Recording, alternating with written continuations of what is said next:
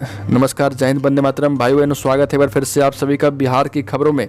बिहार की खबर को जानते रहने के लिए सब्सक्राइब करें माई स्मार्ट बिहार के इस यूट्यूब चैनल को, जिससे कि आपको बिहार से जुड़ी, बिहार के गांव से जुड़ी हर एक छोटी बड़ी खबर लगातार मिलती है। तो आइए दोस्तों, बिना समय गवाए खबरों की ओर चलते हैं।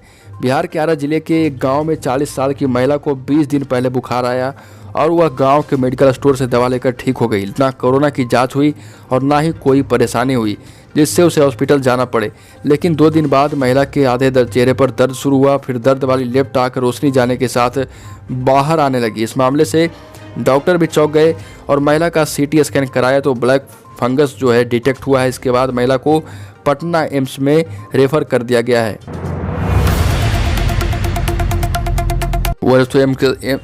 एम्स के डॉक्टर ने कहा कि आउट हो सकता है ब्लैक फंगस लक्षण को। अगली खबर दोस्तों, एम्स के डॉक्टरों ने कहा कि आउट हो सकता है ब्लैक फंगस लक्षण को नज़रअंदाज ना करें, नाक से रोक लिया जाए, ब्लैक फंगस तो टल जाएगा बड़ा खतरा।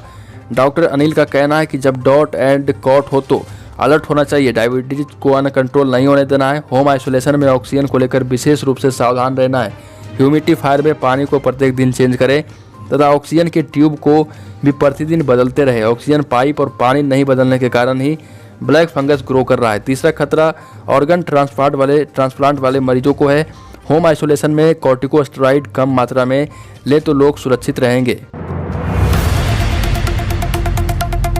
तो बंगाल ओडिशा को बचाने बिहार से गई टीम चक्रवाती तूफान। याद से निपटने के लिए एनडीआरएफ के 145 अफसर और जवानों की 5 टीमों को पटना से भेजा गया। बंगाल की खाड़ी में से उठने वाले नए चक्रवाती तूफान यास को लेकर बड़ी तैयारी चल रही है। आने वाले इस तूफान का बिहार के पड़ोसी राज्य पश्चिम बंगाल और उड़ीसा में बड़ा और व्यापक असर पड़ने की आशंका है। इसकी वजह से आम जनजीवन के प्रभावित होने की भी संभावना है और इस चक्रवाती तूफान की वजह से इन दोनों राज्यों के साथ ही दक्षिण भारत के कुछ राज्यों में हालत बाढ़ जैसे भी हो सकते हैं। इस वजह से केंद्र सरकार के निर्देश पर एनडीआरएफ ने बड़ी तैयारी की है। पटना के बिहटा में एनडीआरएफ की 9वीं बटालियन को यहां से तैनात किया गया है। दोस्तों, बांका में एक अजीब मामला सामने आया। दोनों प्यार तो कर बैठे और शादी भी करना चाहते थे, लेकिन चचेरे भाई बहन का रिश्ता इसमें बाधा बन गया। परिवार से शादी की रजामंदी मुश्किल लग रही थी, इसलिए इस जोड़े ने दुनिया को हमेशा के लिए अलविदा कह दिया। दोनों ने नायलॉन की रस्सी का फंदा बनाया और पेड़ पर लटक कर आत्महत्या कर लिया। दुखद प्रेम कहानी बांका जिले के कटोरिया थाना क्षेत्र बदासन गाँव की है। साथ ही दोस्तों, बेतिया में कोरोना की दूसरी लहर ने पश्चिम चंपारण जिले में तबाही मचाई है। संक्रमण से हर पेशे से जुड़े सैकड़ों अपनी जान गंवा चुके हैं। अकेले शिक्षा महकमे में ही अप्रैल मई महीनों में जिले के 26 शिक्षकों की मौत कोरोना संक्रमण से हुई है। विभागीय आंकड़ों की माने तो सिर्फ मई माह के 22 दिनों में 22 शिक्षकों की मौत हुई है, जबकि अप्रैल माह में 4 शिक्षकों की जान चली गई। अभी भी कई शिक्षकों के संक्रमित होने की सूचना है और वहीं संक्रमण से जिला कार्यक्रम पदाधिकारी समग्र शिक्षा अभियान राघवेंद्र मणि त्रिपाठी और डीपीओ एमडीएम भी संक्रमित हो चुके हैं।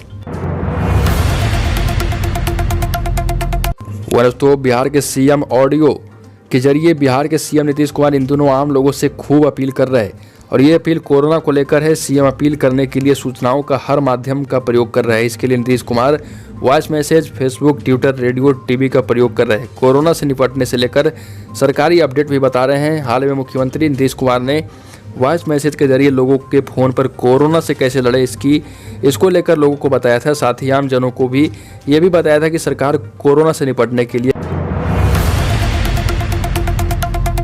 दोस्तों, कोरोना की तीसरी लहर से जंग की तैयारी। गया के 16 सीएचसी में 30 बेड का होगा आइसोलेशन सेंटर, हर बेड पर ऑक्सीजन की सुविधा। कोरोना की तीसरी लहर की तैयारी में जिला स्वास्थ्य प्रशासन जुट गया है। गया जिले के 16 सीएचसी में 30 बेडों का अलग अलग से आइसोलेशन वार्ड बनाने की तैयारी शुरू हो गई है। कोरोना की पहली लहर से सबक नहीं लिया गया था। दूसरी लहर में गांव से लेकर शहर तक स्वास्थ्य व्यवस्था चरमरा गई। अब तीसरी लहर की आशंका को देखते हुए स्वास्थ्य विभाग एक्टिव हो चुका है। साथ ही दोस्तों, अब पटना में 24 घंटे में मिलेगी आरटीपीसीआर रिपोर्ट। मुख्यमंत्री नीतीश कुमार ने गांव में आरटीपीसीआर जांच के लिए मोबाइल टेस्टिंग वैन को रवाना किया है और उन्होंने कहा कि एक वैन से ये हर दिन 1000 आरटीपीसीआर जांच होगी। 24 घंटे में रिपोर्ट मिलेगी। तत्काल पटना जिले के गाँव के लिए इसकी शुरुआत है। अब जल्द पूरे बिहार में टेस्टिंग वैन दौड़ेगी। मुख्यमंत्री ने कहा कि इस इंतजाम से गाँव में आरटीपीसीआर जाँच की संख्या और भी ज़्यादा बढ़ेगी। बिहार में टेस्टिंग की संख्या और बढ़ाई जा रही है। साथ ही दोस्तों भागलपुर में शहर में 50 दिन बाद पहली बार राहत वाला खबर रहा। लगातार घट रही कोरोना संक्रमण की रफ्तार के बीच नए मरीजों की संख्या 100 से भी नीचे पहुंच गई है, जबकि मौतों का सिलसिला भी थमता नजर आ गया। जिले में 92 नए मरीज मिले हैं, इनमें 13 शहरी क्षेत्र के हैं जबकि 2 दूसरे राज्यों के हैं। मायागंज से जारी बुलेटिन के अनुसार एक भी मौत कोरोना से नहीं हुई है। अब जिले में संक्रमितों की संख्या 25,024 हो गई है। अब तक 275 मरीजों की मौत हुई है, जबकि ठीक होने वालों का आंकड़ा बढ़कर 23,581 हो गया है। औरंगाबाद में बिहार के औरंगाबाद प्रशासन और सदर अस्पताल के कर्मचारियों ने अपनी सूझबूझ से कबाड़ बन चुके वेंटिलेटर को फिर से चालू कर दिया है और इससे अब तक 7 मरीजों की जान भी बचाई जा चुकी है। बताया जाता है कि डॉक्टर और कुछ नर्सों ने कम संसाधनों के बावजूद वीडियो कॉल पर दिल्ली एम्स के से तकनीक सीखी और 4 साल से बंद पड़े आईसीयू के 4 वेंटिलेटर को फिर से शुरू कर दिया है। आईसीयू के 4 वेंटिलेटर को फिर से शुरू करने के बाद इस मॉडल को राज्य सरकार ने भी बेहतर बताया है और साथ ही औरंगाबाद डिस्ट्रिक्ट मजिस्ट्रेट से जुड़ी हर जानकारी 2 दिन के अंदर मांगी है। बेगूसराय में देसी शराब का खुलासा। पुलिस की छापेमारी में 4 लीटर देसी शराब और 80 लीटर कच्चा माल बरामद। एसपी ऑफिस के पास ही चल रहा था धंधा। बेगूसराय शहर में एसपी ऑफिस से थोड़ी दूरी पर स्थित अशोकनगर के पोखरिया में 3 महीना पहले देसी शराब बनाने का खुलासा हुआ था। उसी मोहल्ले में फिर से देसी शराब बनाने का खुलासा हुआ है। नगर थाना की पुलिस ने रेड डालकर 4 लीटर देसी शराब, 80 लीटर देसी शराब का कच्चा माल और विदेशी शराब बनाने का उपकरण, सिलेंडर, गैस चूल्हा और कई बर्तन जब्त किए हैं। हालांकि पुलिस को देखते ही शराब तस्कर मौके पर से भाग गए। साथ ही दोस्तों मुख्यमंत्री नीतीश कुमार ने पूरे देश में बिजली का एक रेट करने की मांग की है और यह बहुत पुरानी मांग है। घरों में प्रीपेड स्मार्ट मीटर लगाने का काम तेजी से हो रहा है और इसमें रुपयों की कमी नहीं होने दी जाएगी, ये कहा है मुख्यमंत्री नीतीश कुमार ने। इससे लोगों को काफ़ी सहूलियत होगी, बिजली का दुरुपयोग भी नहीं होगा।